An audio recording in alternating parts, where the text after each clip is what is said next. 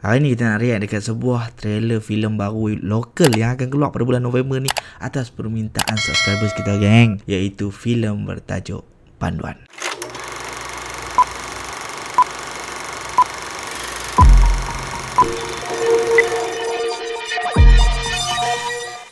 Assalamualaikum dan selamat datang ke YouTube channel Madon. Sekali lagi dengan aku Madon. Dan hari ni kita nak react dekat sebuah trailer filem baru bertajuk Panduan arahan Krol Azri. So filem ni dikatakan filem remake, dah dapat semua rights apa semua daripada filem Kaiti. Filem Kaiti arahan Lokesh Kanagaraj. The rest tu nanti kita discuss. Jom kita tonton trailer dia dulu. Kita tengok apakah persamaan antara yang original dengan yang remake ni. Barulah kita sembang lebih lanjut tentang filem Kaiti tu dengan filem Panduan ni ke, macam tu. Dan apa juga expectation dan adakah trailer ni berjaya menarik aku untuk ke Power Gam. So jom. Okay, dalam masa 2 jam dah capai 5,000 views mat. So jom. Kau apa? Wah. 500 kilo. Oi. Anggaran nilai 30 juta. Aku akan jadikan diorang semua tu contoh. Siapa langgar tempat aku, semua akan mampus. Dah aku cuba jadi apa, polis. 500 kilo barang dia. Dia mesti Oh, keluar. Isma Dana. Kat sini ada seorang ni yang menyusahkan ni. Nama dia Dali.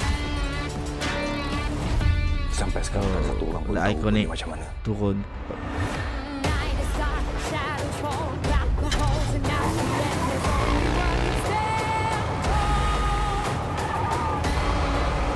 Dia beli rights untuk semua sekali lagu lah.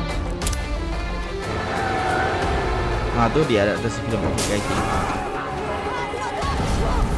Oh, apa Fadli jadi driver lori kan? Dali dah 10 tahun di penjara. Dali, dia dah tak jumpa anak dia selama 10 tahun. Tak adil, Tuan. Janganlah ugut saya.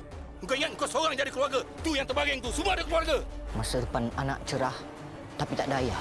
Jadi saya kat Dia jadi tak driver.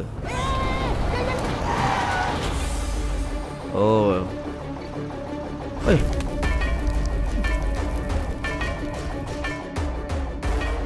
Hei! Kau pergi mana ni? Tuan cuma tahu saya masuk penjara selama 10 tahun. Tapi Tuan tak tahu apa yang saya buat. Ikonik punya apa intermission mat. Hai, shot pun sama mat.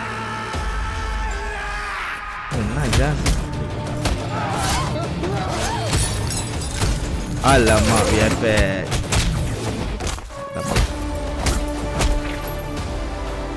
Weh, siapa mat? Jahat utama dia.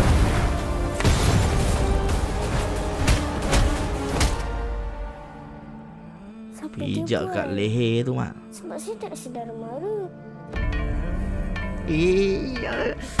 Ya Allah, terima kasih lah. Aku sendiri yang akan bawa kau jumpa dengan anak kau.